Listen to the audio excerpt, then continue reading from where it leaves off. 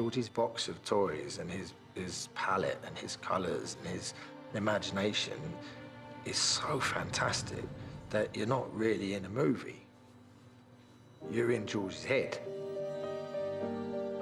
Playing Max is very much just being able to sit with George and do whatever he wants. I met him once and I just knew that it was going to be something really special. And then, of course, he so didn't let me down.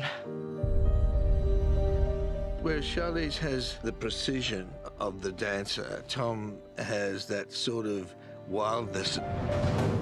They're emotional warriors on our behalf. They're prepared to lay themselves with all their humanity in front of an audience.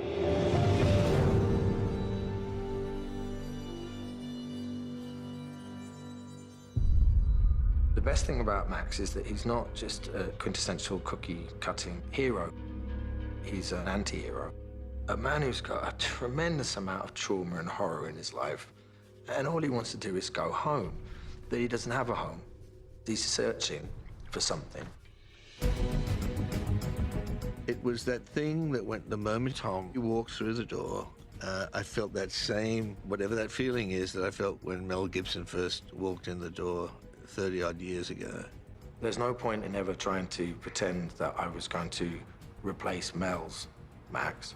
Mel Gibson is Mad Max. That's that. They used to say, no Mel, no Max.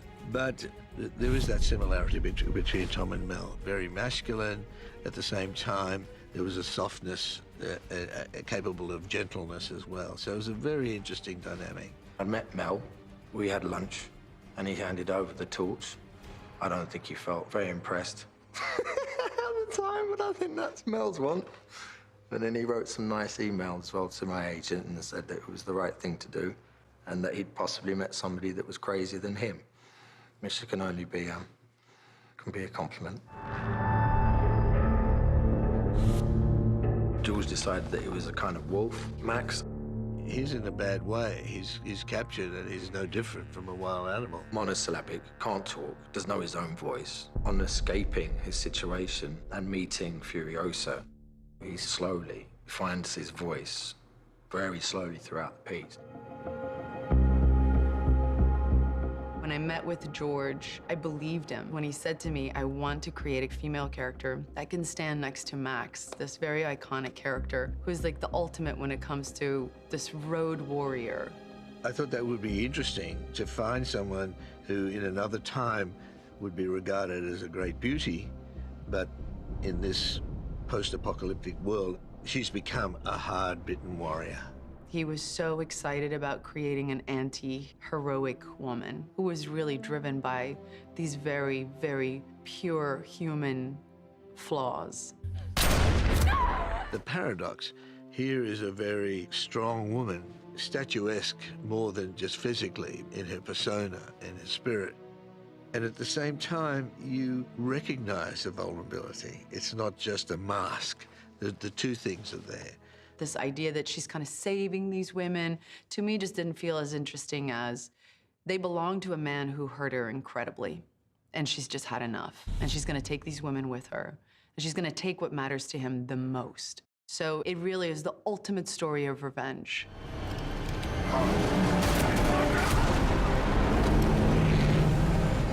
Furiosa is by far as important as Max is in the film.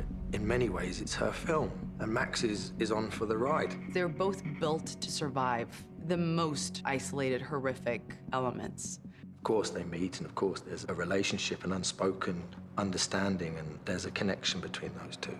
And it was essential that they met, and that they connect, and they help one another, and they move forward, and they are connected. It can't end well. Nothing's good and everything hurts out there. And that's what Furiosa says to them. Everything is painful, you know? Because she knew the world that they were going into, and there's no room for attachment. There's no room for attachment. Max and Furiosa, they don't trust each other at all. You know, and there's no reason to. In that way, you can trust each other not to trust each other. Hey, what's your name? What do I call you? Does it matter? These are two people who know only how to take care of themselves.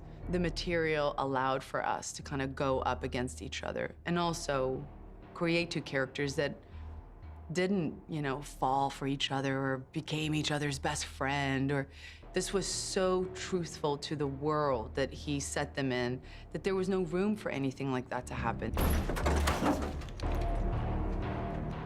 Trust has to be earned in that environment, and trust is earned by deed and not by talk, and also through necessity, because neither of them wanted to be together, but it was necessity that they had to stay together in order to get away together, in order to part company, so then he'd never see each other ever again, because neither of them wanted them to be anywhere near each other. It set up the two characters to be that, and there were days on the shoot where Tom and I felt that way towards each other, and I think it was impossible not to have that. I think even if you don't believe that material affects you, it's an impossible notion. When you're living something and doing something for 8 months straight, it just is under your skin, and you want it to be under your skin as an actor. And so there were days where I think it was almost just easier for us to show up and deal with each other in that way.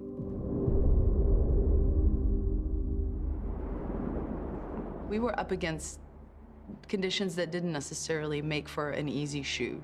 There's nothing but desert. Like, nothing but desert. The experience of silence. You know, there are no birds chirping. There's nothing happening. It was painfully isolating at times. Painfully isolating. Where we were was like being on the moon. We really were in the middle of nowhere. And then this compound of like very strange, half-naked people with, you know, harpoons and just weird. And then George would be standing in the middle of it all in this leather jacket that he never took off, and a thermal jacket, and a shirt, and his military trousers and his shoes, you know, his glasses on his head. Never took this leather jacket off, and it was hundreds of degrees. It was hot. George had more leather on than Max did. You'd expect any normal person to pass out in that jacket. You know what I mean? I was wearing leathers. We were hot, you know? We were very hot. And George will ask you to do things which may seem insane, and they are. And then when you see the movie, having been there, and I see what he meant now, and he was trying to explain in the sand when we were out there, and it was a nightmare. A brilliant nightmare and confusing. But it all makes sense. Perfect sense. All that I needed to do was just be with George and do what George wanted me to do.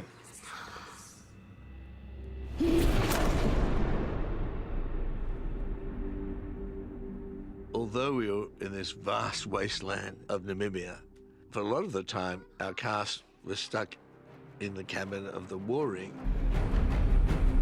I realized that that was all I was doing pretty much every day showing up in this movie, was getting in this war rig and dramatizing from this space that was this big. And there was a great challenge in that. And also, most of the time, you know, really only having this part of your body that you could really explore storytelling with. So we were basically just sitting in a truck whilst people attack you. And somehow you've got to tell the story that this is a road to redemption.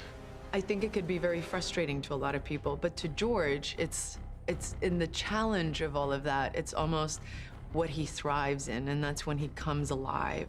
You have a filmmaker that is seeing possibilities where you could never even see possibilities. Once you're in that vehicle with Furiosa and Max and the girls, they're just going somewhere. There's not a lot of talking about stuff. It was almost a silent movie. Basically, it all happens without words. They speak only when it's necessary. Furiosa is very pragmatic with the language. Now pick up what you can and run. Max is very laconic. You can get in. There is no luxury for words, but I think all of us struggled with it in the beginning. You doubt that you can get something across without the use of words. And it's good to sometimes be forced into a direction where you're out of your comfort zone. So you need to have people around you that can show you a weight and depth and a breadth of emotion and understanding and change with very little dialogue. And that's why casting was absolutely key, you know, and CHARLIZE, she nails it, as she always does, you know?